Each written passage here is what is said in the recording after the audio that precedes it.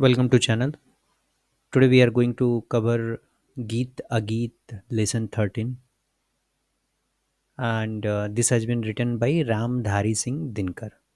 So first we need to understand what is Geet and what is Ageet. So गीत वो होता है जो शब्दों में व्यक्त किया जा सकता है और जिसे गाया जा सकता है, और अगीत वो होता है जो शब्दों में नहीं व्यक्त किया जा सकता और बेसिकली जो प्रकृति गाती है। जैसे पेड़ अगर कुछ कहना चाहता है तो वो कुछ गाना चाहता है तो वो नहीं कह सकता है क्योंकि उसके पास स्वर नहीं है। सो अगर हम स्वर की बात करें तो वो गीत होता है, और जहाँ पे स्वर नहीं होता है, किसी के बोलने की शक्ति नहीं हो, किसी के पास शब्द नहीं हो, तो वो अगीत बन जाता है। तो इसके बारे में ही ये चैप्टर है। तो हम पहले पैराग्राफ से स्टार्ट करते हैं। तो गाकर गीत विरह के तटिनी वेगवती बहती जाती है। तो इसको शुरू करने से पहले हमें कुछ शब्द जो हैं वो हमें समझने पड़ेंगे। जैसे तटिनी का मतलब होता है नदी, वेगवती मतलब तेजी से। सो गाकर गीत विरह के तटिनी, और विरह क्या है? विरह है मतलब दुख की भावना।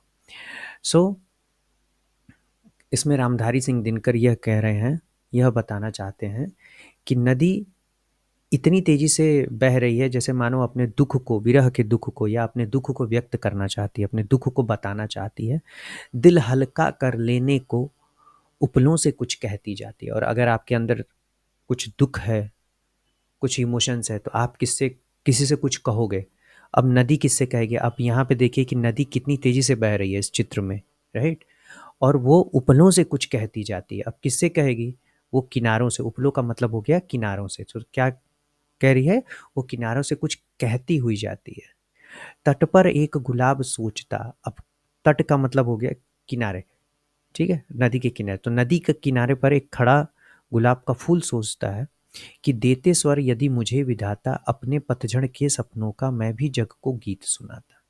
अब इसमें कुछ शब्द हैं, जैसे स्वर। स्वर का मतलब आवाज होता है, विधाता का मतलब होता है भगवान। तो अगर भगवान मुझे भी आवाज देते, मुझे भी स्वर देते, तो मैं भी अपने पतझड़ के सपनों का, मैं भी अपने सपनों के गीत को, या मैं भी अपने दुख को व्यक्त कर सकता, दुख को बता सकता लोगों से।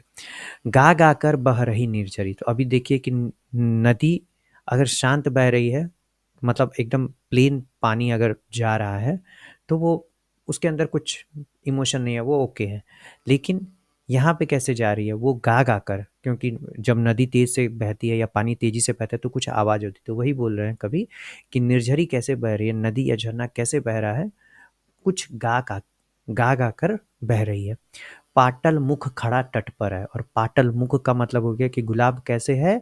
मुख है, अर्थात चुपचाप मौन होकर खड़ा है, क्योंकि उसके पास बोलने की शक्ति नहीं है। गीता गीत कौन सुंदर है? सो कवि कहते हैं कि प्रकृति के द्वारा गाया हुआ गीत सुंदर है, या हमारे द्वारा गाया हुआ गीत सुंदर है, या प्रकृति के द्वारा गाया हुआ अगीत सुंदर है। आइए बढ़ते हैं अगले पैराग्राफ की तरफ। अगले पैराग्राफ में रामधारी सिंह दिनकर कहना है, उन्होंने कुछ लिखा, बहुत ही अच्छा लिखा हुआ है, एक तोता और नर तोता और मादा तोते के बारे में, जो आप राइट हैंड साइड पे पिक्चर में भी देख सकते हैं। तो बैठा शुक उस घनी डाल पर जो खोते को छाया देती, पंख फुला नीचे खोते में शुकी बैठ अंडे है सेती। शुक का मतलब होता है तोता, और शुकी का मतलब होता है, तोती नहीं होगा, मादा तोता होगा। सो एक नर तोता है और एक मादा तोता है। डाल क्या होता है? ये डाल क्या हो गया? ब्रांचेस हो गए। घनी डाल क्या हो गया? जैसे आप देख सकते हैं कि यहाँ पे बहुत डेंस ब्रांचेस, मतलब ज़्यादा पत्ते हैं तो वो घना हो जाता है। और खोते का मतलब होता है, ये खोते का मतलब क्या होता है? घोंसला होता है, ठीक है। और अंडे है सेती का मतलब हैचिंग एग्स हो गया, ठीक। तो बैठा शुक उस घनी डाल पर जो खोते को छाया देती। तो शुक नर तोता कौन सी डाल पर बैठा हुआ है? घनी डाल पर बैठा हुआ है, जो है इस नीचे खोते, जो घोंसला है उसको छाया देती। तो शुक उस घनी डाल पर बैठा हुआ है जो नीचे खोते को छाया देती है, जो नीचे घोंसले को छाया देती है। पंख फुला नीचे खोते में शुकी बैठ अंडे है सेती। और पंख फुला के मादा तोता क्या कर रही है? अंडे से रही है। गाता शुक जब किरण वसंती छूती अंग पर्ण से छनकर। और किरण वसंती, जब सूर्य की किरणें उसके पंख पर गिरती हैं, जैसे जैसे आप देख रहे हो कि यहाँ पे थोड़ा यहाँ पे रोशनी, उसके सूर्य की किरणें उसके जब शरीर पर गिर रही है तो वो गाना गाना शुरू कर देता है। किंतु शुकी के गीत उमड़कर रह जाते सनी हमें शंकर। और इतना मधुर गीत गाता है कि मादा तोता है जो है उसके स्नेह में, अर्थात उसके प्यार में इतना विलीन हो जाती है, उसके गाने को सुनकर इतना मुग्ध हो जाती है कि उसके मुंह से कुछ आवाज नहीं निकल पाता। गूंज रहा शुक का स्वर वन में, फूला मग्न शुकी का पर है। अब चूंकि तोता वन में गा रहा है, जंगल में गा रहा है, तो उसकी आवाज गूंज रही है, और आवाज के गूंजने से क्या हो रहा है, फूला मग्न शुकी का पर है। और जो मादा तोता है वो एकदम मग्न हो जाती है, मतलब एकदम प्रसन्न हो जाती है।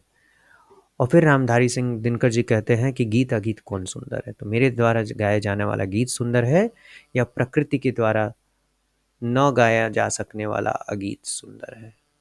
आगे की लाइन में रामधारी सिंह दिनकर क्या कहते हैं, ये देखते हैं।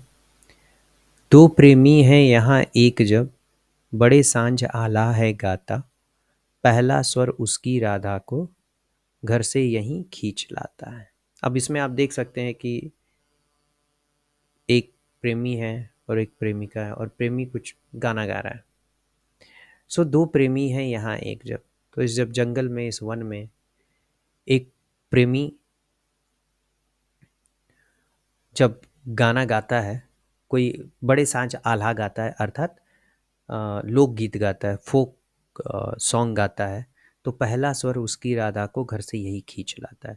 तो जैसे ही जब वो गाना गाना शुरू करता है और जैसे ही पहला स्वर, पहली आवाज़ या पहला शब्द जब प्रेमिका के कानों में पड़ती है, तो वो अपने घर से दौड़े हुए प्रेमी तक पहुंचती है कि भाई मेरा प्रेमी किधर गा रहा है, गाना कहाँ गा रहा है। वो उसकी आवाज़ को सुनकर उसका पीछा करते हुए चली आती है। आगे लिखा है कि चोरी चोरी छिपकर सुनती है, हुई न क्यों मैं, चोरी चोरी छिपकर सुनती है। और कैसे सुनती है? चोरी चोरी छिपकर, किसी पेड़ के पीछे छिपकर सुनती है। जैसा हम मूवीज़ में देखते हैं कि जब लड़का गाना गाता है तो लड़की घर से आती है और एक पेड़ के पीछे उसके गाने को सुनती है।